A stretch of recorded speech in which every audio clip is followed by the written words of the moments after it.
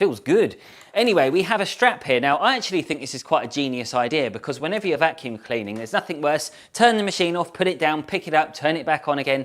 Very frustrating, but when you've got a shoulder strap, you can literally carry it on you at all times, and you can be hands-free if you're dusting and wiping other stuff at the same time. We then have a hose here which expands to about 1 meter, which plenty good enough if you're going to be using it for car cleaning. We then have a few crevice tools, and then we have this that you can use on the floor. So there is plenty of different surfaces and scenarios that we can use all of this on. So I think it's about time we start putting it to the test. I wanted to try this out on a challenging interior, so the Kia Sportage was the perfect candidate for the job, as the carpets and fabric are just awful to clean up. The footwell of the carpet did okay. I mean, you could tell the difference with this compared to my corded vac, but eventually I did get it all clean.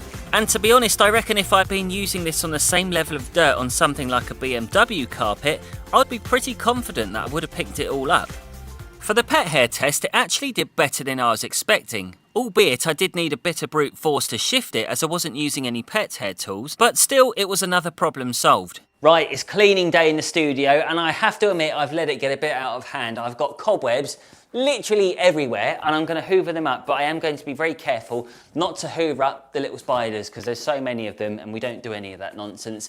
Anyway, what I'd normally do is revert to using my Hyundai vac. Now, this costs around £68, I think it is still. It's a wet vac and a dry vac, so you can use it for multiple tasks.